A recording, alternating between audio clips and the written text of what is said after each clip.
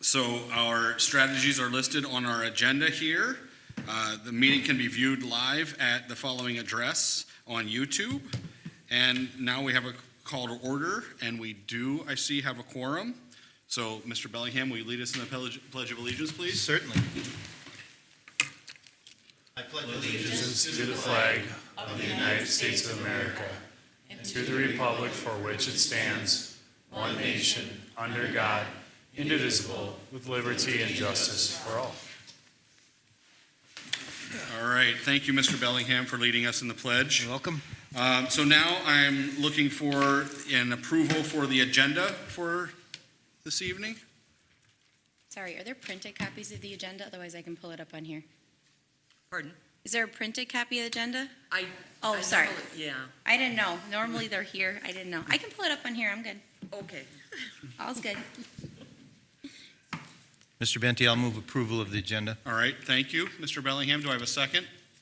So moved. All right. Thank you, Wendy. So it's been moved and seconded. Any discussion or any changes that need to be to the agenda? All right. So, Ms. Steves, can you do a roll call vote on the agenda then, please? Brian Wynn, Present. Nick Durans, Aye. Linda Moore, Aye. Cassie Steves, aye. Jamie Benty, Aye. John Bellingham, Aye. Natalie Rashawn. Did I say that wrong? Bashan. She's not here. Okay. Wendy Susan. Aye. Tara Little. Aye. Okay. All right, so the agenda passes. So the first policy is policy 704.1. This is a new policy for Faribault Public Schools. It's development and maintenance of an inventory of capital leases and software-based information technology agreements. Do I have a motion to approve this policy, 704.1?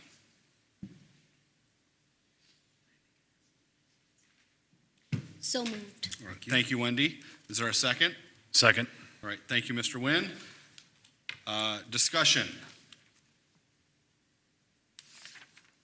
So, Mr. Benty, could you just recap as to what this does, or maybe why we're adding a Yeah, new policy to the district? Yeah, so there's actually a 704, which is a policy that is very similar to this. This is actually proposed by Mr. Gertis, our finance director. Okay. What this adds in is the capital leases piece, which I think, Kathy, he said we had, no, I don't think we had any that fell under the capital leases piece. Right. But the software-based information technology agreements, we had 4 that fell in under that. It just has to do with, if you look at the depreciation and pieces like that, and what carries over from year to year. So, Very good, thank you. any other discussion? All right, hearing none. Ms. Steves, will you do a roll call vote, please? Brian Wynn, Aye. Nick Durans, Aye. Linda Moore, Aye. Cassie Steves, aye. Jamie Benty, Aye. John Bellingham, Aye. Wendy Susan, aye. Tara Little, aye.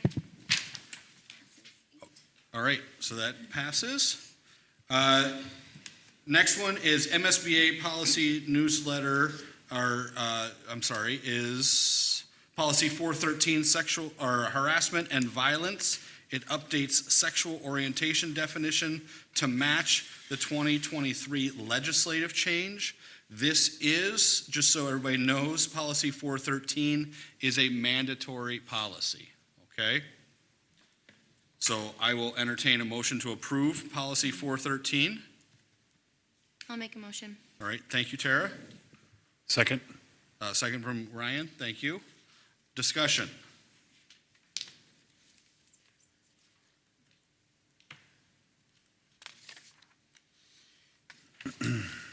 Okay, hearing none. Ms. Steves, would you a roll call vote for policy 413? Brian Wynn, Aye. Nick Durans, Aye. Linda Moore, Aye. Cassie Steves, aye. Jamie Benty, Aye. John Bellingham, Aye. Wendy Aye. Chair Little? Aye. All right, thank you. So next policy is policy 416, drug, alcohol, and cannabis testing. It adds new references to cannabis testing and adds new provisions on cannabis testing and similar provisions. So everyone knows 416 is not a mandatory policy, but it is a policy that Faribault does currently have. So I will entertain a motion for approval for policy 416. Also move. All right, thank you. A second? Second. I'll give that, was that Mr. Jurens? All right. Discussion. Yes, Mr. Benty. Under, it's for, page 4, I'll move this here. 416-2.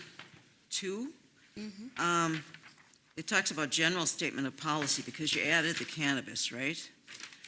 Shouldn't we, number 3, federally mandated drug and alcohol testing, general statement of policy, shouldn't, it says, all persons subject to commercials, driver's license requirements shall be tested for alcohol, cannabis, including medical cannabis, cocaine, amphetamines, opiates, and so on. Drivers who test positive for alcohol or drugs shall be subject to disciplinary action. Because it said cannabis above, shouldn't we add cannabis below?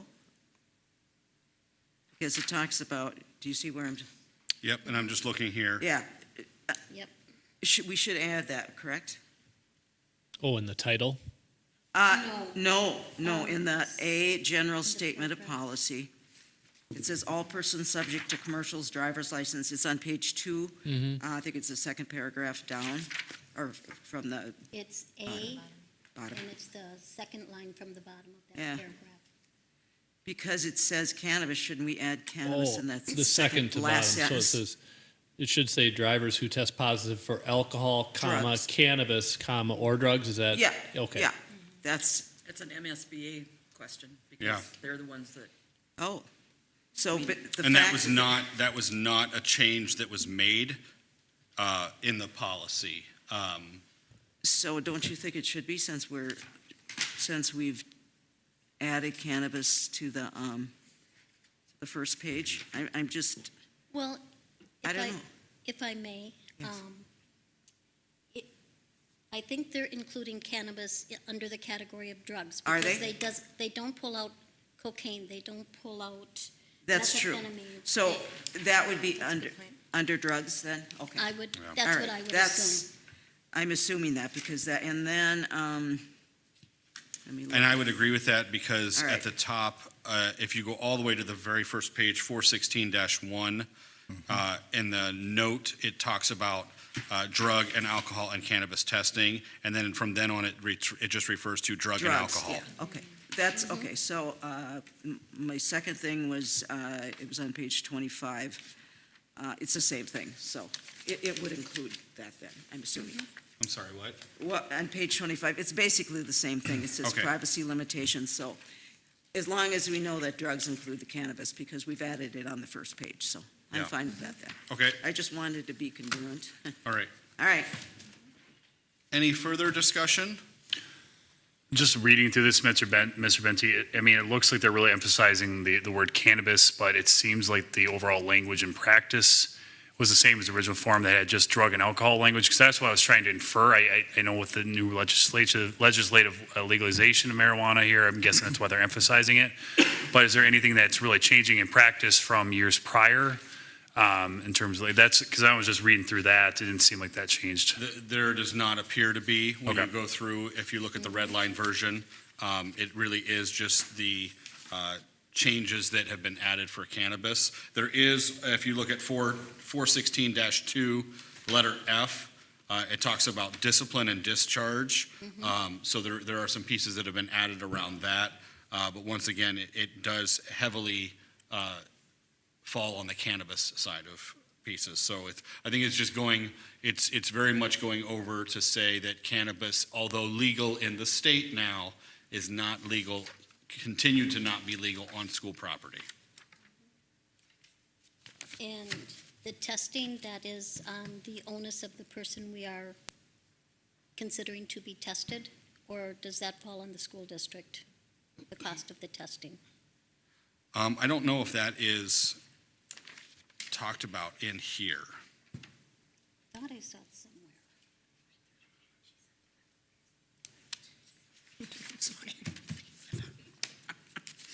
I'll take them all off. Because they also talk about testing for pre-employment, Mm-hmm. and so just trying to see whose responsibility that is. So on 416-8, I didn't read through. I did, and that's why Okay. that question came up, because this is one of the long ones. Yes, and I did read it too, but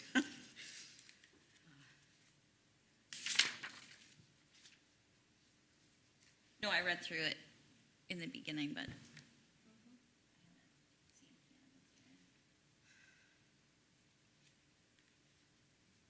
I just want to make sure that we're covering our bases here. So if we say drug, it would include that then.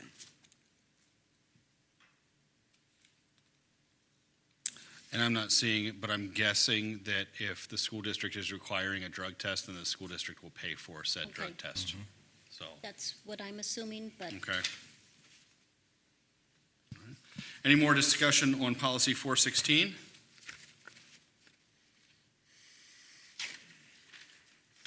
All right, hearing none. Ms. Steves, will you please do a roll call vote? Ryan Wynn, Aye. Nick Jones, Aye. Linda Moore, Aye. Cassie Steves, aye, Jamie Benti, Aye. Bellingham, Aye. Wendy Susan, aye. Tara Little, Aye. All right, thank you. Next policy is policy 506, student discipline. It clarifies that a one-day dismissal now counts as a suspension. So that's Article 12, Section D4. This is a mandatory policy, and this would fall under the Non-Exclusion Disciplinary Act that the legislature passed back in the spring. So I'll entertain a motion for approval. So moved. Thank you, Mr. Nguyen, and Ms. Steves with a second. Discussion? Yes, Mr. Benti? Yes. Yes, I just have some questions. Since I'm new here, I did read through everything here, and sometimes it can be redundant, I know, to people. But on page 506.8, 9, it says recess and other breaks. I'm just kind of asking general questions here. D, the school district must not withhold recess from a student based on incomplete schoolwork, and I'm guessing sometimes if you didn't have schoolwork done, you should stay in and get it done. Would that help the student? I'm just guessing why that is. So these are pieces that have come out of the state's push with restorative practices as well, that, Okay. pieces like this should not be denied to a student. Okay. There are, so you see the language there, Yeah. must, all right? Must, not with, no, Yes. that's there's may, There's shall, may, and shall, and must, and must is the tough. strongest, yes. Okay, so they must not, okay, so that's what that was, all right.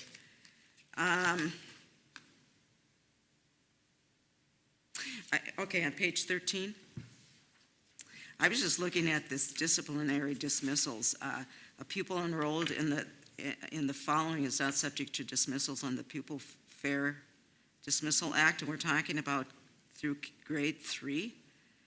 But they also talk about there notwithstanding this section, expulsions and exclusions may be used only for resources outlined under non-exclusionary discipline. So I don't know. I guess my problem with this one is students are, it says number 1, a pupil enrolled in the following is not subject to dismissal under the Pupil Fair Dismissal Act. And we're talking kindergarten through grade 3. I know Yes. some grade 3 students can get pretty big. And so I just see kind of problems with that. Maybe do the teachers have problems with that? I don't know. Yeah, so there was a lot of talk about this. I know, and I have a problem with that one. This summer, as well as early this fall. There was been a lot of discussion around this with attorneys, with superintendents, this has been the hot topic at a lot of conferences. I will just go on record as saying MDE has offered little to no clarification on what it means by exhausted, that term exhausted, all right, which falls there in C3 on page 506-13. So it has kind of been left up to the schools to decide when you have exhausted your opportunities with students. So a lot of this will, unfortunately, what will happen is that some of these terms that fall in here will be defined by the courts in the upcoming Yes. years when there are lawsuits. And, yes, that's what I was thinking. The wording I didn't think was, it was not well worded. And I think we're going to have problems there.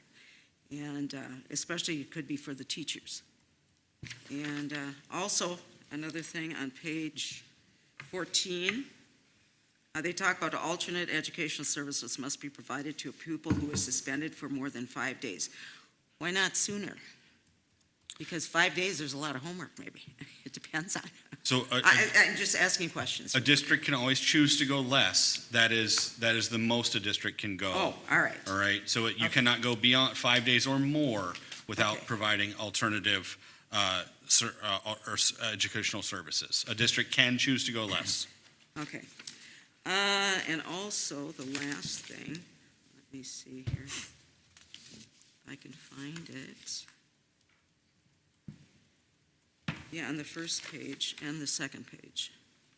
I guess I'm having okay, non-exclusionary, this is the last paragraph on the last page.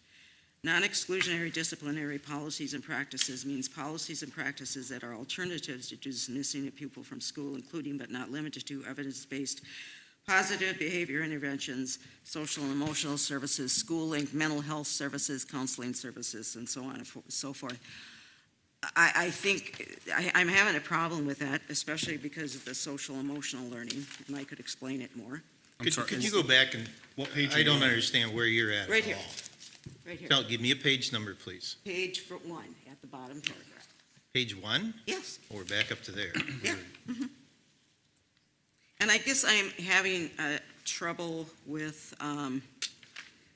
social, and I'll tell you why. Social and emotional services, schooling, mental health services. I think we are, as a school district, it's my opinion, we're overstepping our bounds.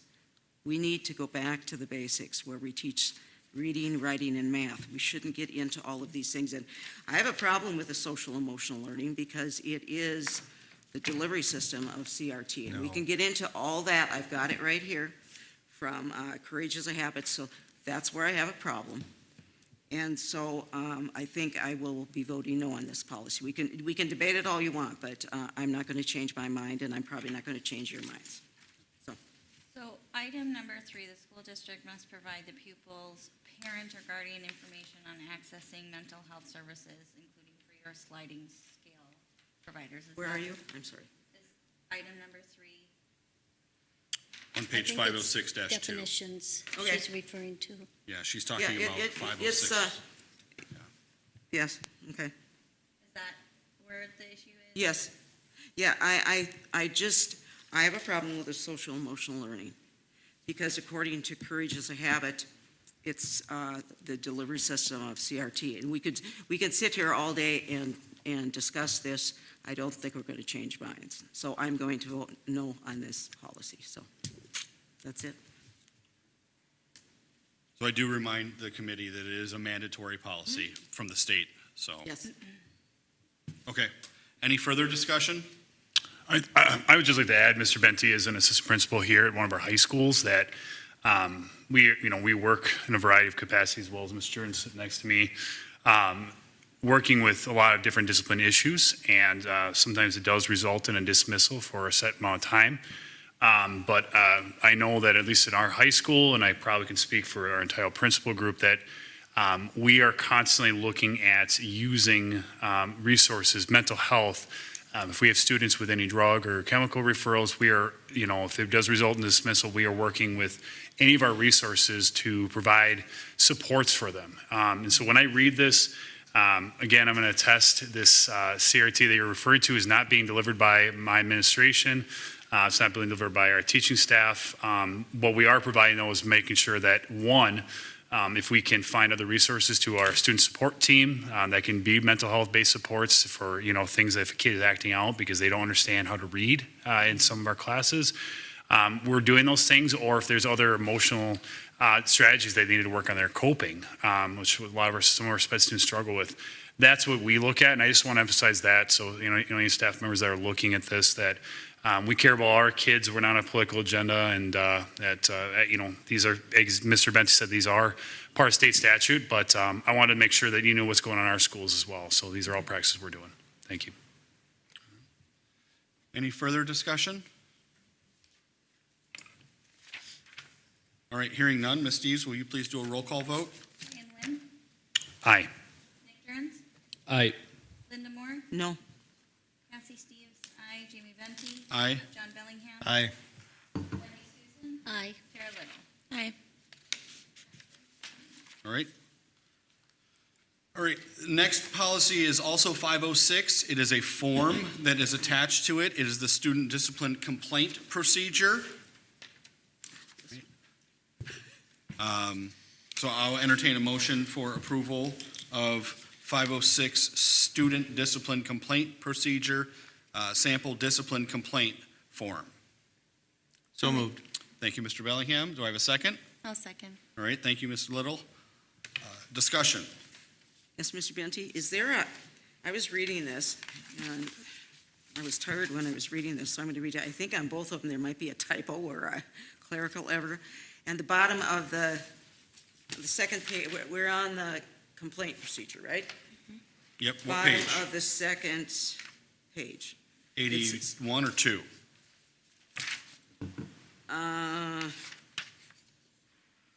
The bottom of the actual Of the- form The form. that they I'm fill out. talking, Form. The sample? Yeah. Sample notice of Sample, suspension? yeah, and actually it's on both of them, I think, because I was reading this and I thought, okay, maybe now I'll read it and it'll make sense to me. But a complainant may appeal the school district's written decision by submitting a written notice of appeal to the superintendent or the superintendent's designee within 3 school days of the date that the written decision is provided to the complainant. It's provided, right? It's just a typo, or should be provided, right? And it's the same way on this form. So it's a clerical thing, but I think we should get it right. Thank you. I'm sorry, I'm not seeing. Oh, here.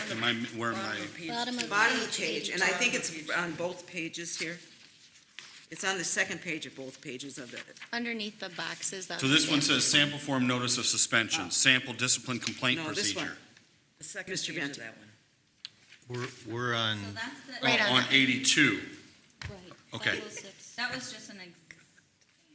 Well, it's just, Mr. Benty, this for clarification, because we are looking at the example form on the agenda now. Yeah. And then I know that, okay, and I don't want to speak for Mr. Benty, but I know that we've got a form that we're trying to finalize through our own thing. Am I correct on that, Mr. Benty? Mm-hmm. Okay. Yeah. Okay. it just should be So provided. can you read that one more time? I'm sorry. Okay, and it's on both sheets here. A complainant may appeal the school district's written decision by submitting a written notice of appeal to the superintendent or the superintendent's designee within 3, and then it's 3, school days of the date that the written decision is provided to the complainant. It should be provided. It's just a typo or clerical. Probably a typo. Okay. And then on the second sheet, it's the same thing, too. Very Okay. same thing. And Ryan, you said they were working on a form like this for our district. Will each building use the same one?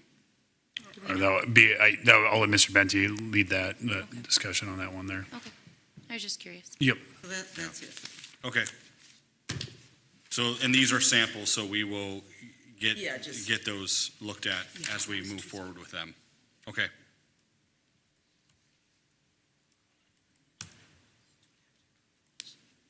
Any other discussion?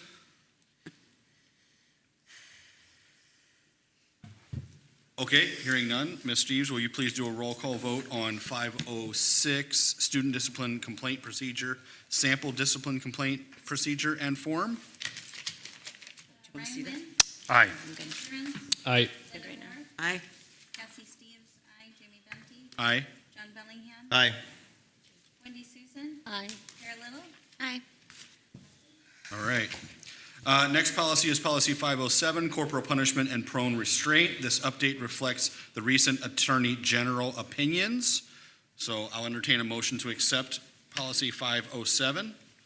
So moved. Thank you, Ms. Susan. Second? Second. All right, Mr. Jerns, thank you. Discussion. Mr. Benty? Yes, I do like the fact that they added that in there because I think it clarifies more, but I think at some point, there's probably going to be problems with this, but at least there's some clarification here. So I just made a comment, that's all. Okay. Any other discussion? All right, hearing none. Ms. Steves, will you please do a roll call vote on policy 507? Ryan Wynn. Aye. Nick Curran.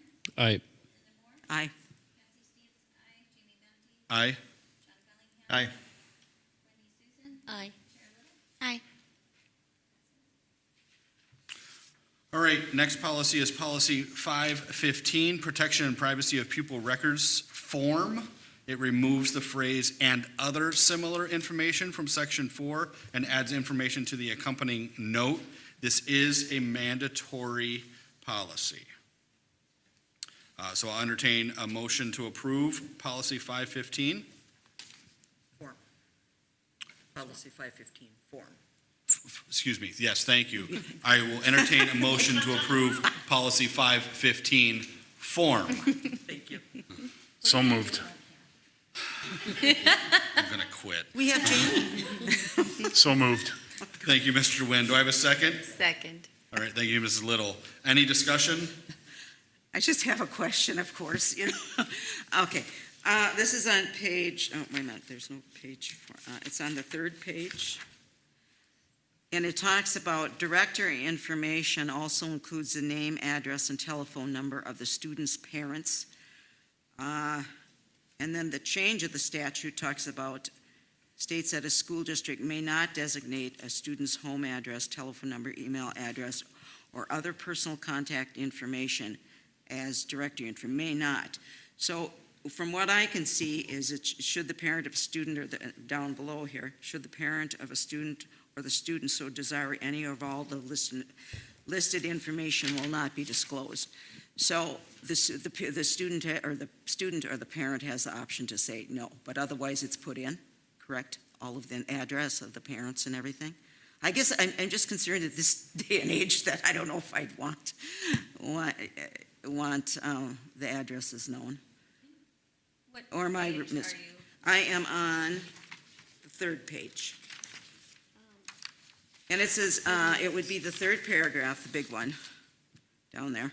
Directory information, and about in the middle of the paragraph, it says directory information also includes the name, address, and telephone number of the student's parents.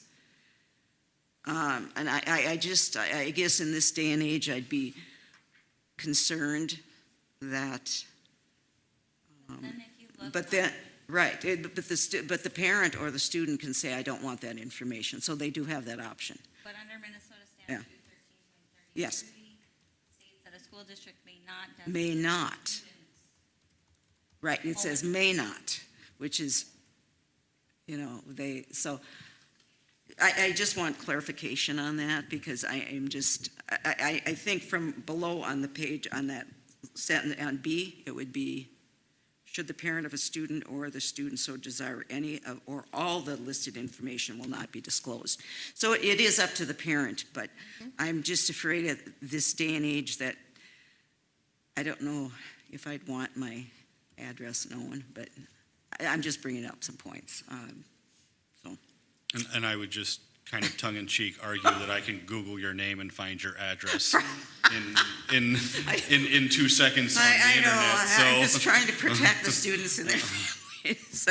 I guess it's, they can, the fact that should the parent of a student or the student so desire, any of all the listed information will not be disclosed. So I guess as long as the parent is aware of that. Yes. And does the school district, I'm asking you now, is the school district, do the parents made aware of that they can take any information out? Yeah, and Yes. I'm Correct? yes, Yes. and I'm trying to think. I mean, in all my years, I don't Yeah. know if I've ever had somebody call me and ask me for for a parent's address. Well, no, they would So- have it on the directory, right? So, yeah. So as long as the parents have the option and the student has the option to say, I don't want it, and as long as they understand that, I'm fine with it. Yep, I just that's what wanted it says here. clarification. Yeah. From my viewpoint here, in reading this again and again and again, it's the district is going to collect that information anyway when their student enrolls, correct? Yes. You have the- Yes. So how I view the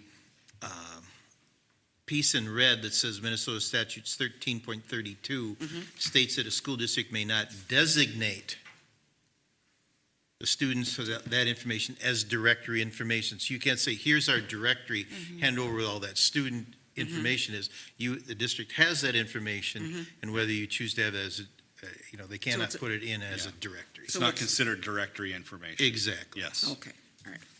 Thank you. Further discussion? All right, hearing none. Ms. Steves, will you do a roll call vote on 515 form? Aye. Aye. Linda Moore, Aye. aye. Jamie Dunty. Aye. John Bellingham. Aye. Wendy Susan. Aye. Kara Little. Aye. All right, back again is policy 620, credit for learning. Is this our third time? So, yeah. So that people understand, we are seeing some of these policies come back 2, 3, I don't know if I would say 4 times, but there have been quite a few that have come back 2 and 3 times as more and more information is dug through from the legislative pieces from this spring. So 620 credit for learning is a mandatory policy, and it adds Minnesota statute reference to art 3B to clarify, to increase clarity. So it's just increasing clarity on 3B. It just is honestly just giving a Minnesota State section number now. That's the only change to it. Okay? I will entertain a motion for approval. So moved. Thank you, Mr. Bellingham. A second? Second. Or I'm going to give that one to Ms. Steves. She can have it. I'll third it if there was a thing. All right. With a motion and a second, discussion. Mr. Benty, may I ask a question? On page 2, it would be 4, Roman numeral 4, 2. Are we supposed to insert a number there? Or- And we have. We have done Oh, that. You've done that? We've done that already when Because this went through I don't last know. time. Yes. We should really, okay. Correct, That's all I- correct. On the one. It would have been Yeah. 620-2, 4A2. We have a Yes. number inserted in there, I believe. Double check. Because I We're going to Thank pull you. that up real quick to check, to make thought sure. we should have a number. I'm new to And it actually be under B1B as well. Yes, there's another number down there too.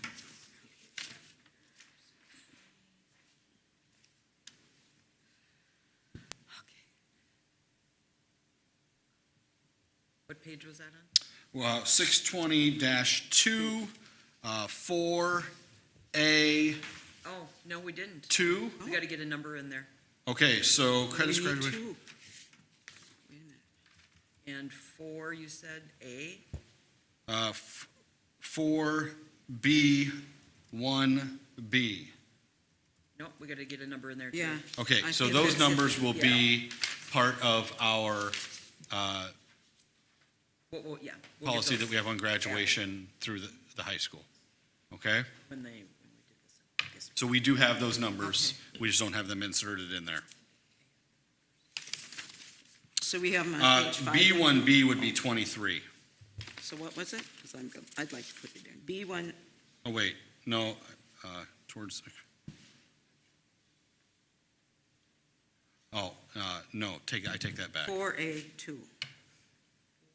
So 4A2 and B1B. Would be 23 credits? It is not, it has to do with class rank and honor roll. So it's 23? So those ones will be found in the student handbook for the high school. Okay. As long as we have, because on page 5 too, there's some blanks. I'm assuming that. So I just wanted to make sure that we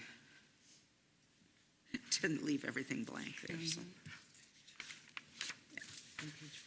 And that is all, those are all going to be, that is based on weighted grading, and currently Yeah, weighted. Faribault Public Schools does not participate in weighted grading. Oh, so that's why they're, So those would all just be 1.0s. Currently. That is in the. okay. That's in there? That did get. Mr. Benty, we do have weighted grades for AP currently, though. We did add that in. So that was a change? That's a change this year. We have a .33 weight to our AP grades at this current point. Yes, that's for AP classes, the high school only. And that was for an incentive to try to increase our AP enrollment right now. Do you want to bring this back to the December? This is going to need to come back then. Yeah. Okay, I just want to make sure I clarify Yeah. that. All right. So for future reference, when we're changing pieces that are around grading, we need to make sure that goes through policy committee, so that it's policy Got that, so that our practice conforms to our policy, okay? So. Thank you. so I'll let's I'll bring- make sure to communicate that Do with I need a Mr. motion to Olson. bring this, to table this and bring this back, Mr. Bellingham? Even though it's been, We got a motion and a second for approval. We're I- just looking to put pieces in there, correct? Numbers in there? but it sounds like we've had some changes that have been made that we're gonna have to update this from what it was. So, We probably should withdraw the motion. okay. Withdraw So the who made the and- motion? Yeah, John. John? I'll withdraw the motion. Okay, do I need a second for that? Just a minute. All right. I feel I should second that since I'm in high school. You. Or third.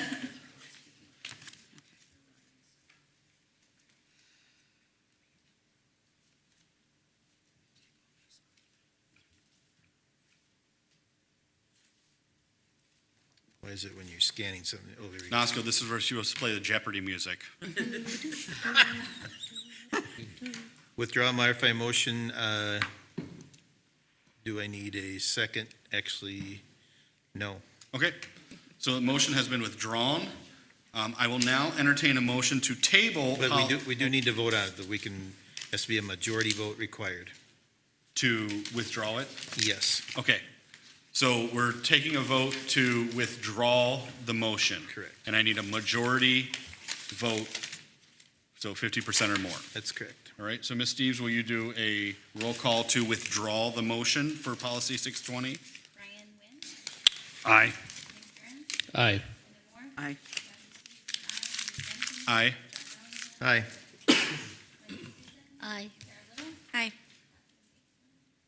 All right, now I will entertain a motion to table policy 620, credit for learning, to the December 5th policy meeting.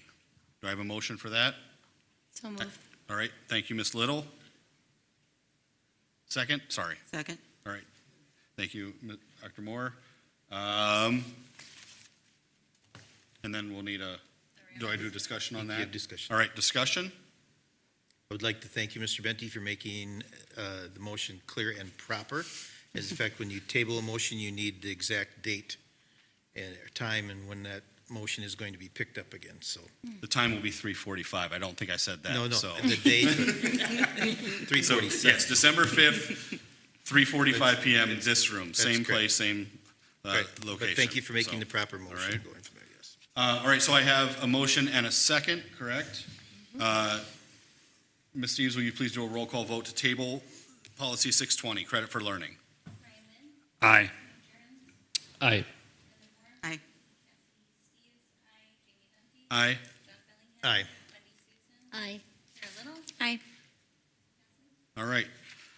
Okay, this brings us to Section 7. Next meeting is December 5th, 2023 at 3:45 PM in the Falcon Room here at the district office. And I will entertain a motion for adjourn. So moved. All right, Mr. Nguyen, second. Second. All right, Mr. Jurens, roll call vote, Ms. Steves, for adjournment.